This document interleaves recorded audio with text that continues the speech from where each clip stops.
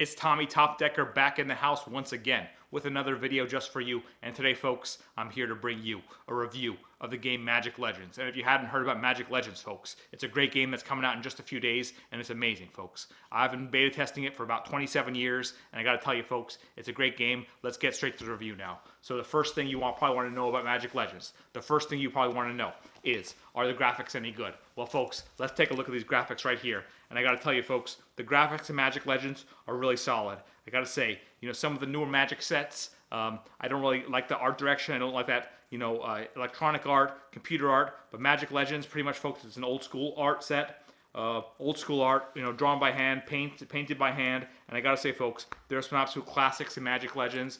Stuff like Time Elemental, stuff like Recall. Just great artwork. Carrie Nance is another one. All Hallows Eve. Basically, folks, Magic Legends has so many amazing graphics, so many cards with amazing graphics. I gotta say, folks, like Hellfire, just so many classics here. And you know what? All the artwork's interesting. Like, unlike the new sets, I gotta say, you run into like a lot of generic graphics in newer sets. But Magic Legends, folks, the graphics are just A++. All right. So I give the graphics for Magic Legends 5 stars. All right. So now we know about the graphics, and they're amazing. So you're asking me, Tommy, how about the gameplay? Well, folks, I gotta say, the gameplay's up and down. You have some cards that are really solid, like Eureka, like one of the greatest cards ever made, and Concordant Crossroads, absolutely powerhouse card. Winds of Change, great card. But on the same page here, what do we have? We have stuff like Glyph of Reincarnation, right? Absolute trash card. You have some, generic, just stuff that's not really good. Like Deadfall. Like, what does this do? It basically does nothing, folks. You have cards like Shulk and Brownie. I mean, come on. Right next to cards like Sylvan Library, powerhouses. So I gotta say, folks, as far as gameplay goes, the gameplay is up and down. Some cards are amazing, some are terrible, and I gotta say it's inconsistent. But because there are so many solid cards, so many bad cards, I want to give it 4 stars. And you say, well, Tommy, like half the cards are garbage and half are great. Yeah, but kind of the great cards overshadow the bad ones. I mean, you got stuff like Hunding Gorgensen. I mean, come on, Hunding Gorgensen. That card was never played in 27 years. But then you got like great cards. You got your Mirror Universe. I mean, it's just the imbalance of the power level. Some cards are amazing, some are terrible. So overall, folks, I give the gameplay probably 4 stars out of 5. I say for the gameplay. So we talked about graphic, we talked about gameplay. What about story? Well, story. All right. So the story of Magic Legends is a little bit unclear. Now, I know they published a few books about Magic Legends. You can go find those on Amazon or whatever. But let's just review the cards. And in fact, I think the story is really inconsistent. It's really hard to follow the story at all. I mean, the set's kind of about legends, like Legends of Dominia or Dominaria, whatever it's called. And the set's really about these Legends cards. These Legends cards are pretty awesome. You're like, wow, Johann, that's a cool guy. Lady Evangela, she's pretty cool. Halfdan, he's pretty cool. But you don't really learn about these characters. I mean, the characters just like appear on a card, and then you don't know anything about them. You got to imagine, like Gwendolyn. That's an amazing character, right? But like, what does she do? I mean, what's the story behind Gwendolyn de Courcy? I don't know.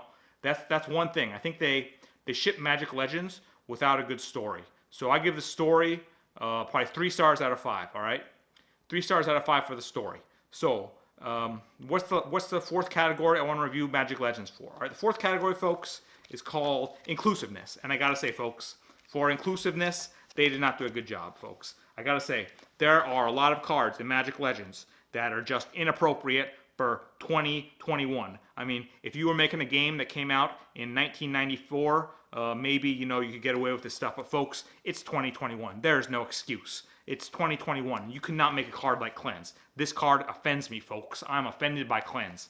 I'm offended by these cards. And, I don't know what they were thinking releasing a game like this in 2021, Magic Legends. They really should have thought twice. I mean, Invoke Prejudice, come on, folks. This is one of the worst cards I've ever seen. I mean, how can you release this card, and how can you put this card in Magic Legends? I don't understand, folks. It's 2021 here. You think this is 1994, the Dark Ages? No, folks. It's 2021. So there's no excuse, folks. And you know what? I'm not even going to show you. I'm not even going to show you in prison, folks, because that's just terrible, folks. All these terrible, awful cards. Uninclusive, gypsies. Calling people gypsies. That's completely inappropriate for this year, folks. So you know what? I gotta say shame on the game developers for this uninclusiveness. And yeah, so I gave 1 star out of 5 for inclusiveness.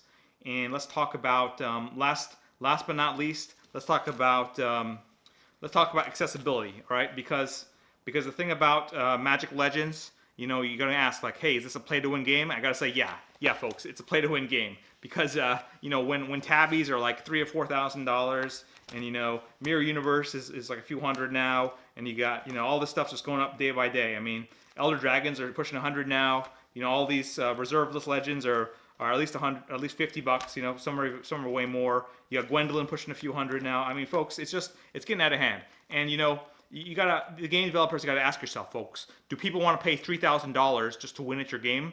Do people want to pay $3,000 for a tabby? And you know what, folks? I guess they're releasing Magic Legends, and I think people are gonna pay $3,000 for a tabby or $4,000 or whatever to win at the game. But I don't know, folks. So for accessibility, the one bright side is that the cards keep going up. So if you buy Magic Legends on March 23rd in the release date and you pay like $4,000 for a tabby, maybe next year you can sell it for $6,000. So that's the one bright side. So for accessibility, I gotta give Magic Legends 3 stars out of 5. All right.